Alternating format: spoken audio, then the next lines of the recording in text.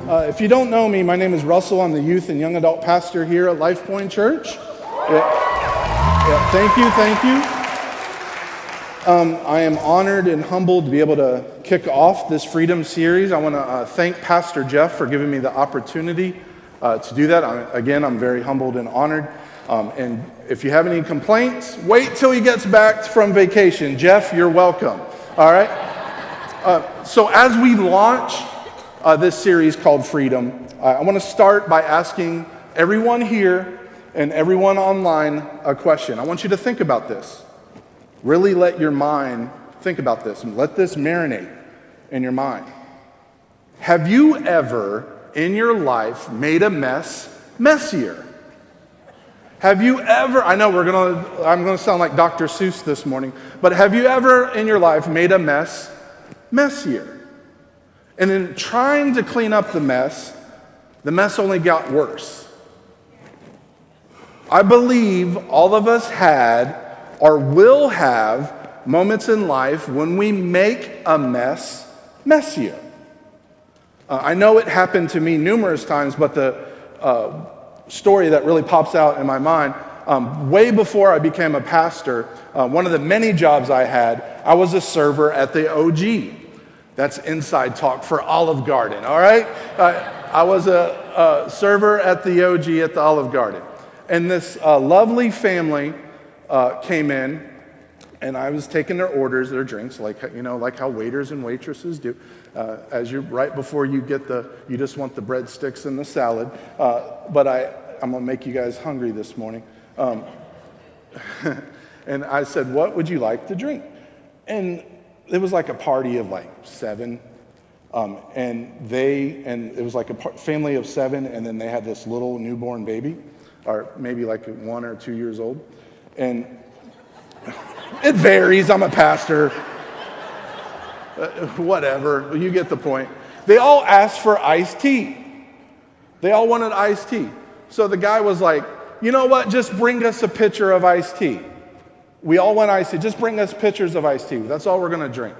So I was like, "All right, I did it." So I was walking, with the big circle things you hold the pitchers, and as I was holding those pitchers, a pitcher of iced tea fell over that and hit that baby.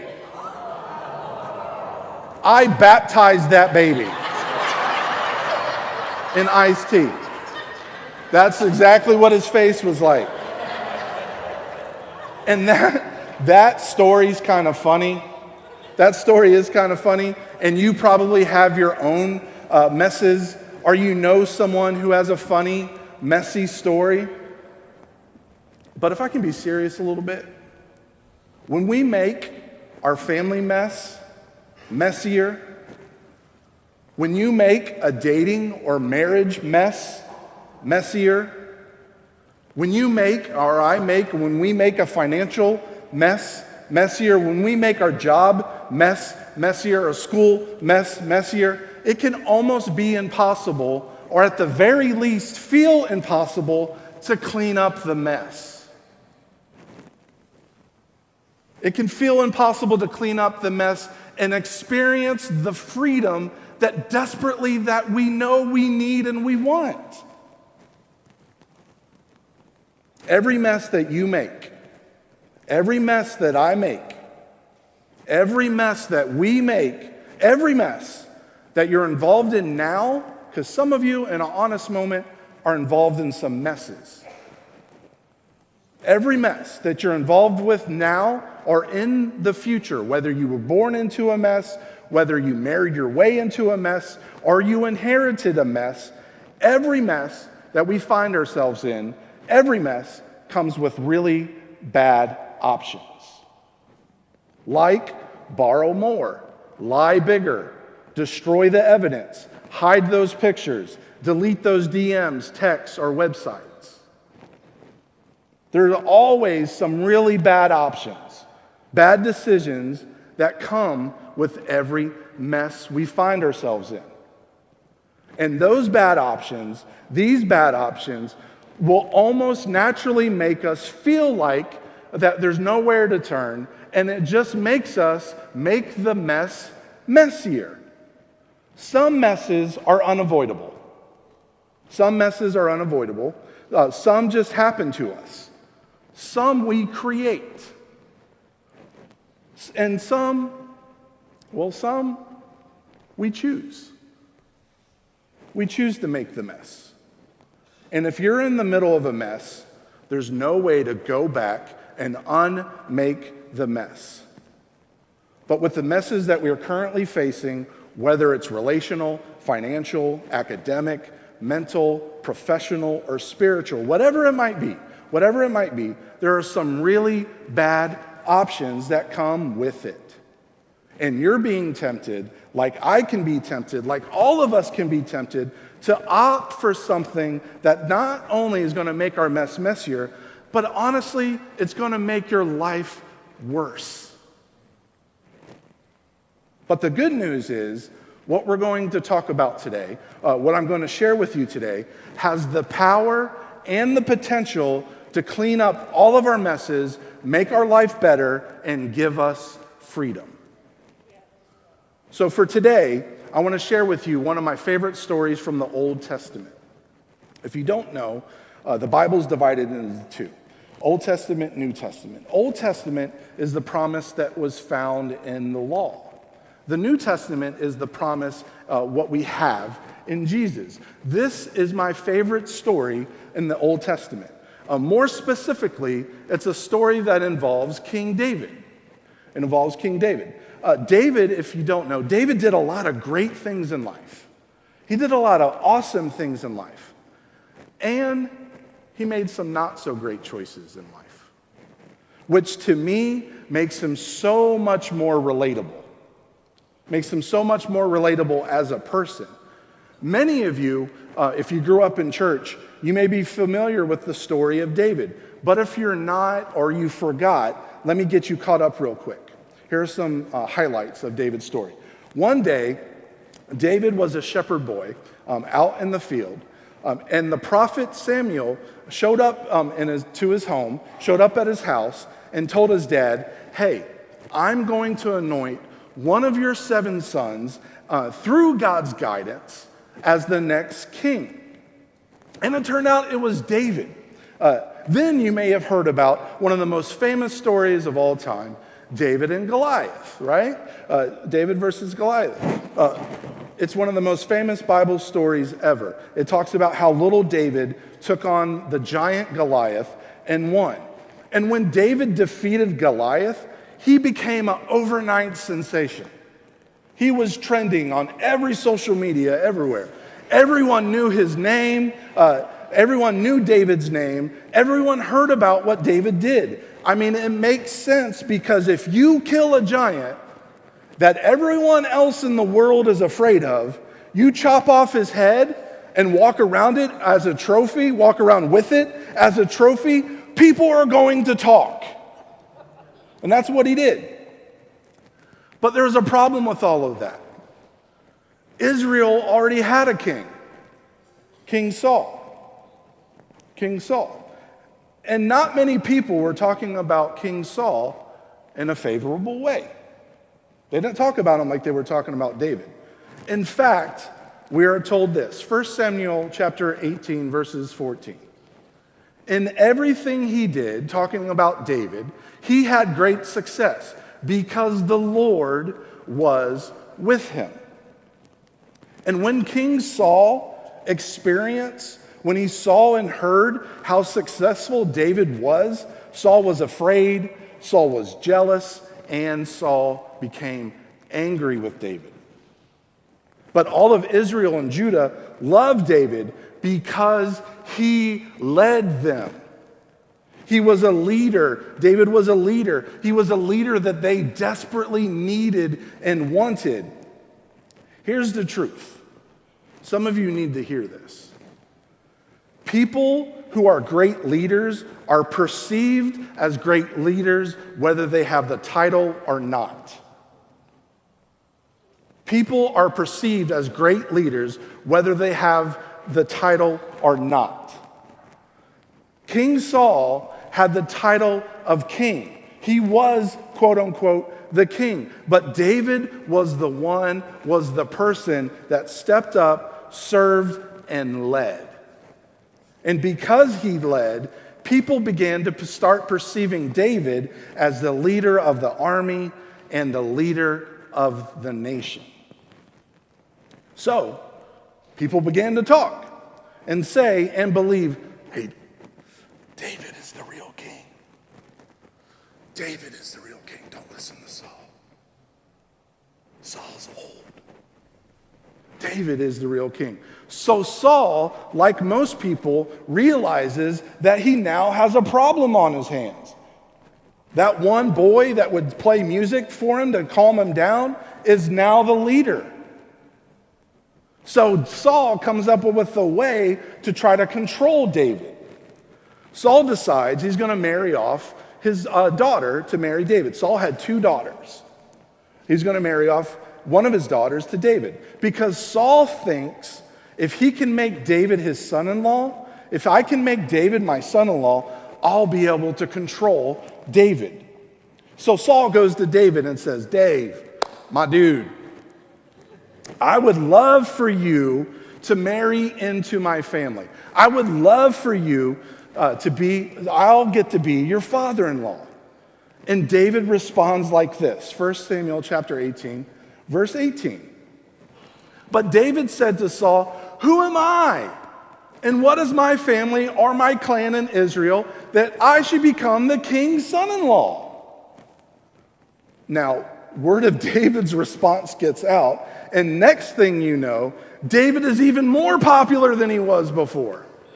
He becomes even more popular because now he is David the powerful warrior and David the humble king. David is so humble that he gives up the opportunity to be a part of a position in power to be in the king's family. He gives that up. And as David's popularity grew, so did Saul's jealousy.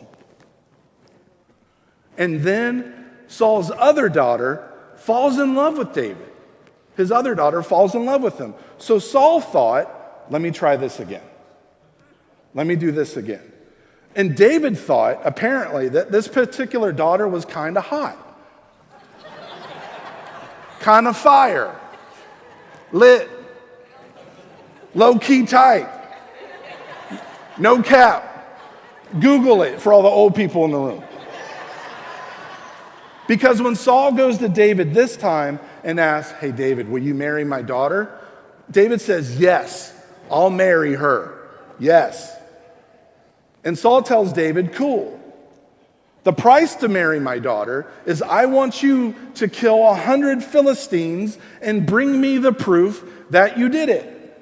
I want you to kill 100 people and bring me the proof that you did it. Now to Saul, this seems like he has hatched and set the perfect plan, the perfect trap. He figures he finally has David locked down. He finally has him in control. There's no way he's thinking that David and his army are going to kill 100 Philistines and bring back the evidence. Well, guess what happens? David and his men went out and they killed 200 Philistines. They doubled it, and they brought back the evidence. And I'll let you read it for yourself what exactly the evidence was, okay? Now, this made things even worse for David. This made things worse for David. In fact, Samuel tells us this in verses 28 and 29. When Saul realized that the Lord was with David and that his daughter Michal loved David, Saul became still more afraid of him, and he remained his what? His enemy for the rest of his days. Can you guys see with me? Can you guys picture with me? Can you see that David has a big mess on his hands now? Yeah. David has a big mess on his hands, and it's not his fault. It's not like the messes that I make. It's not like the messes that you make. It's not like David didn't ask to be king. He didn't try to be king. He wasn't trying to politic himself to get in a position of power. God anointed him. He wasn't looking for it. That whole Goliath thing, he was trying to serve his country.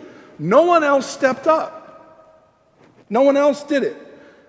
He didn't want to marry Saul's daughter at first, but now she fell in love with him, and now his new father-in-law, the king, is now his enemy. And you thought your family had issues. Family get-togethers and barbecues are going to be crazy now.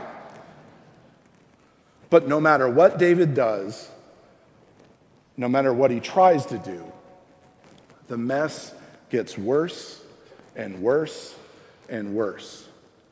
And finally, things escalate to a point that one afternoon, Saul completely loses his mind. He loses it. He picks up a spear and he tries to murder David in the palace. And as you can imagine, David immediately gets away from the palace. He leaves the palace. He runs for his life and he heads out into the desert. And from that point on, we'll get to that in a second. And from that point on, Saul was after David, and he wanted David killed. He wanted to kill David.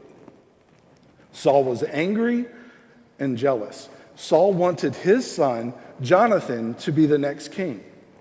And so he's thinking, as long as David is alive, he's a threat to my kingdom. He's a threat to the family dynasty that I want to leave to my son.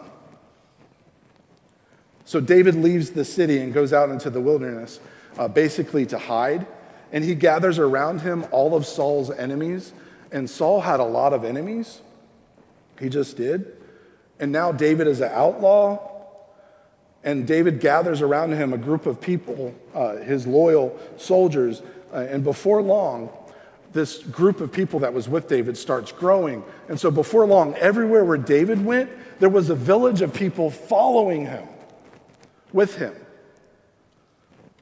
Saul's desire to kill David grows stronger and stronger and stronger. And so after Saul returned from pursuing Philistines himself, he was told, hey, David is in the desert of En-Gedi. He's in the desert of En-Gedi. This is En-Gedi. This is a real place in Jerusalem. This is a real place. Saul takes 3,000 men from Israel to look for David and his followers. If you look at that picture, there's the Dead Sea back there. It's just rocks and hills and mountains and caves. The story continues. Chapter 24, verse 3. He, Saul, came to the sheep pens along the way. A cave was there, and Saul went in to relieve himself. David and his men were far back in the cave. This is one of the few references in the Bible of going to the bathroom. So picture this. David and his men are far back in the cave. They're far back in the cave, and Saul could not see them. He could not see them. And so David and his closest men are hiding in the very cave that Saul chooses to go into to use the bathroom. Can you imagine that? Can you picture that? But really think about this. Put yourself in David's place. After all that time running, after all that time hiding, after all that time trying to save your life for doing nothing wrong. You did nothing wrong. If we can agree that Saul is the problem in this situation, could we also agree that God just provided the solution? I mean, what could be clearer any more than this? In fact, the men hiding with David back in the cave, they saw this, they felt this also, what they thought it was or what they should do. Verse 4, the men said, "This is the day the Lord spoke of when he said to you, I will give your enemy into your hands for you to deal with as you wish." I want to pause right here. David and his men are tired. They are hungry. They were outlaws. They were poor. They didn't have a place to lay their head. They left their families. They left everything that was comfortable. They left everything that was familiar. It was a very dangerous and uncomfortable life they were living. And so the men around David are like, this is the day. This is the moment that we've been waiting for. We have all been waiting for this. We want to go back home.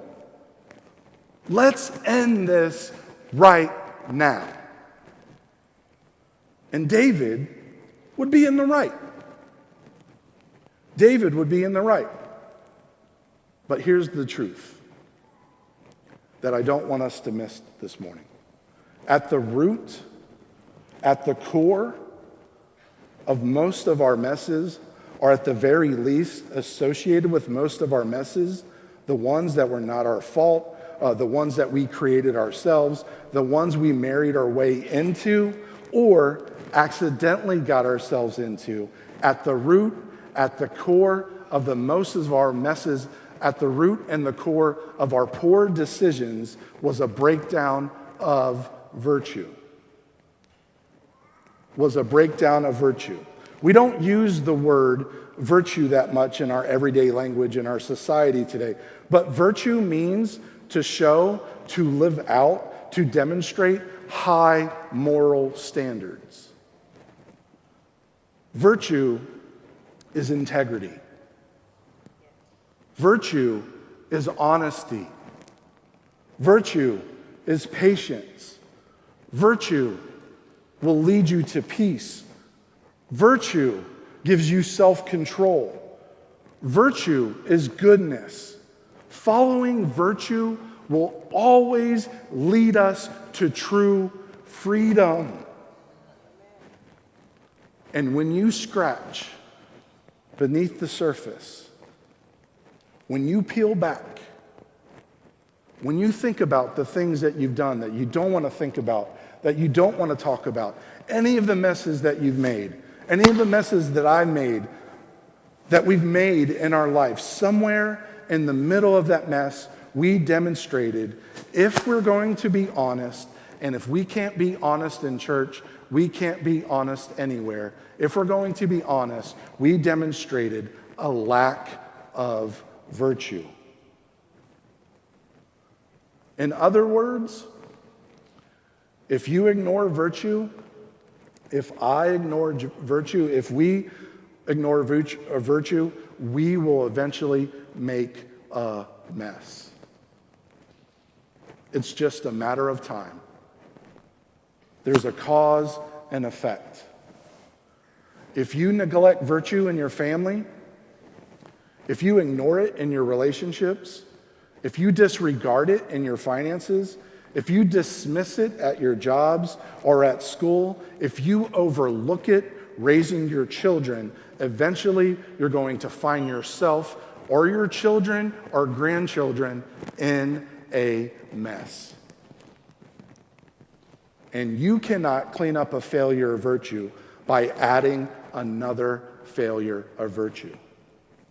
It just doesn't work. You can't stop a flood by adding more water. We can't clean up broken glass by breaking more glass. We can't clean up dust and dirt by dumping more dust and dirt. And I can't clean up a pitcher of iced tea on a baby by spilling another pitcher of iced tea on a baby. Two wrongs don't make a right, and two messes don't make an unmess. But here's the problem. I cannot, you cannot, we cannot clean up a mess that was created with a failure of virtue by adding another failure of virtue, which is exactly what David was about to do. In fact, the text tells us that David crept up unnoticed. David was a warrior. David was a soldier. David, this is what he was born to do. This is what he did in the fields as a shepherd, protecting the sheep from all kind of wild animals. This is what he did to Goliath. He was born to do this. He was wired to do this.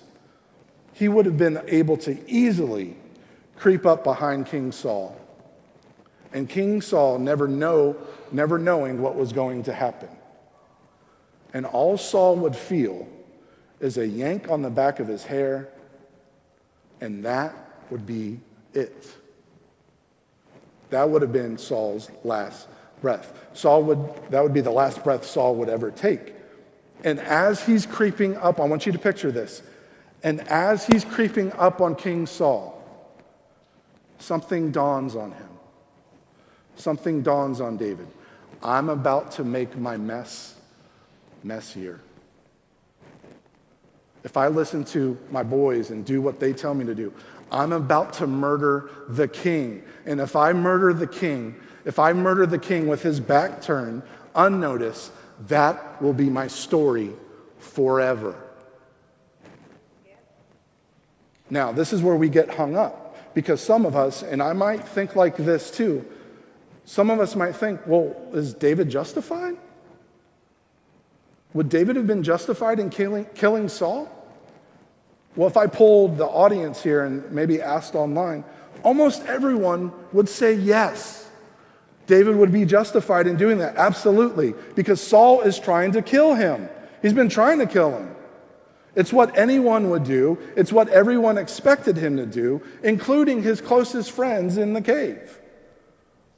But was it the right thing to do? Was it the virtuous thing to do? Would it be leading with integrity? Would it be honoring God? Would it be a story worth telling?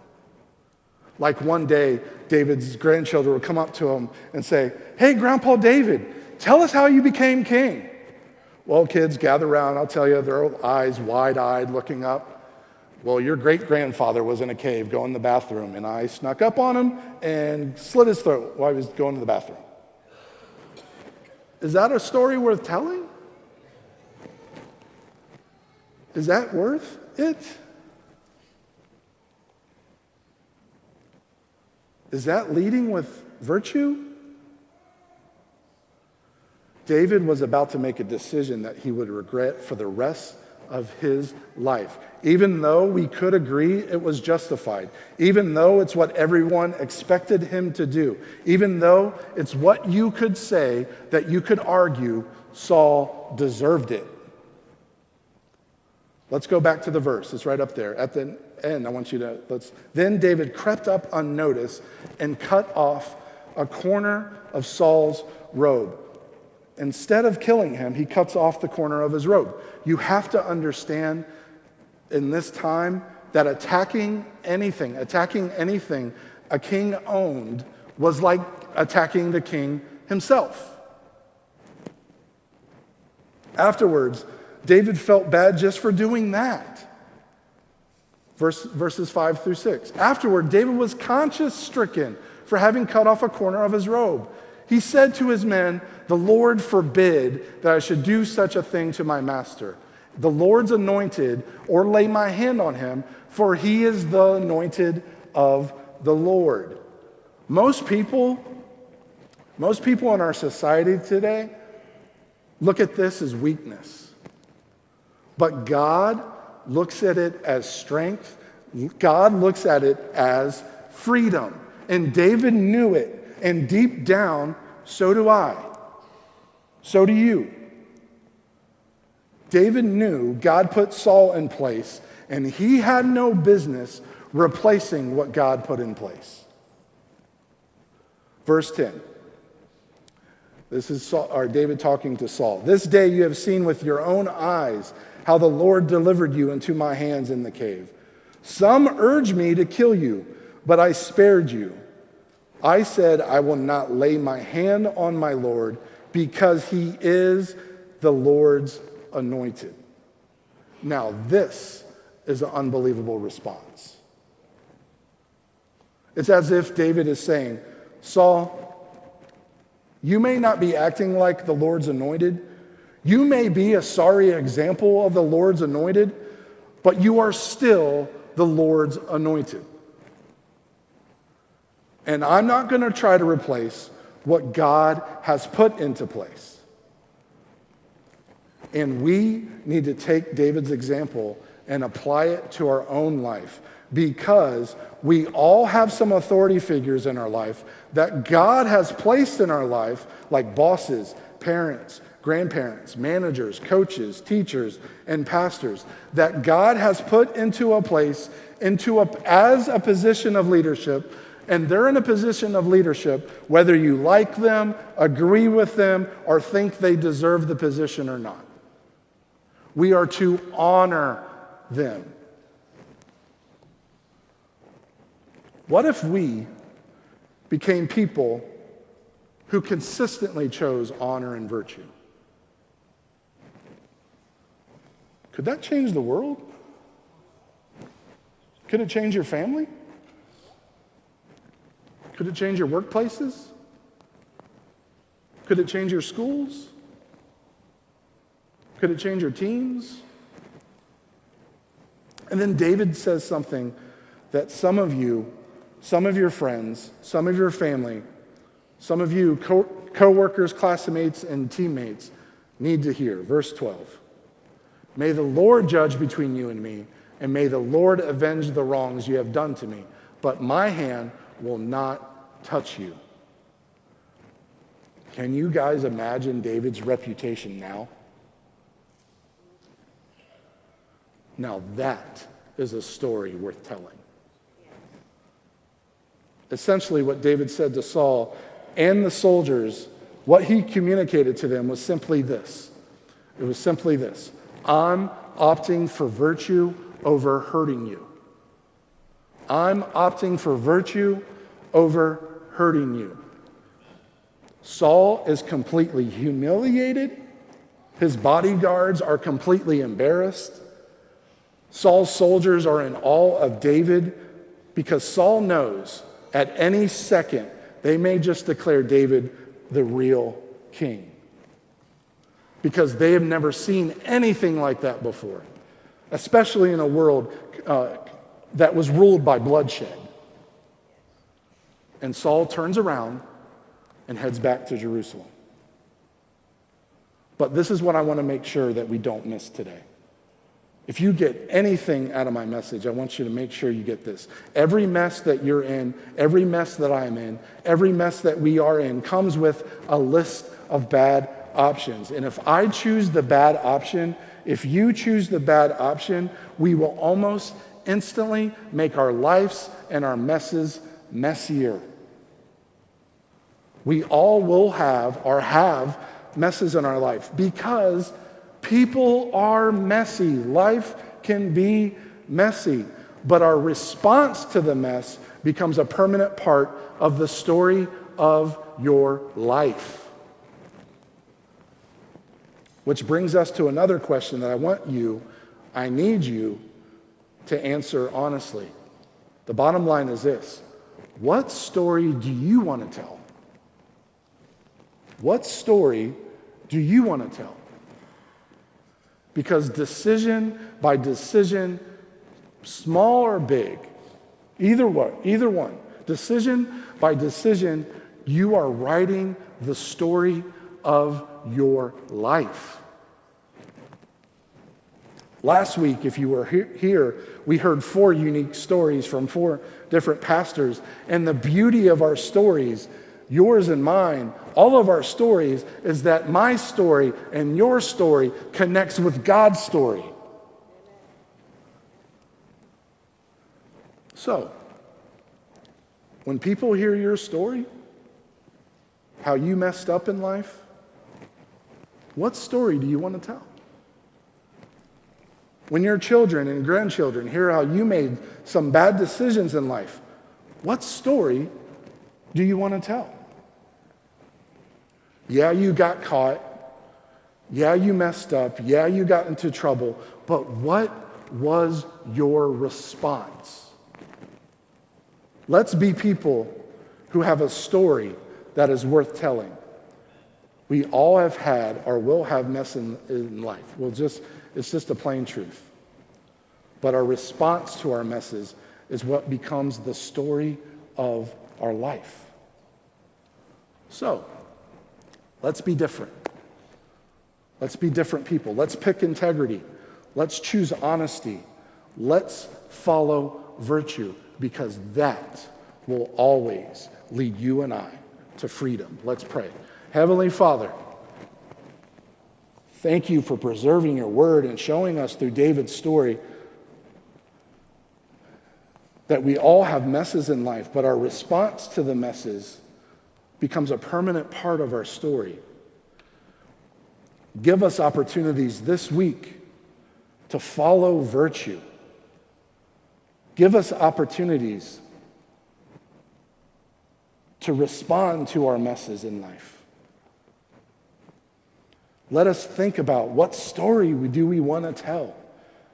Help us to make wise decisions in life, because decision by decision, we are writing the story of our life, and we don't take that for granted.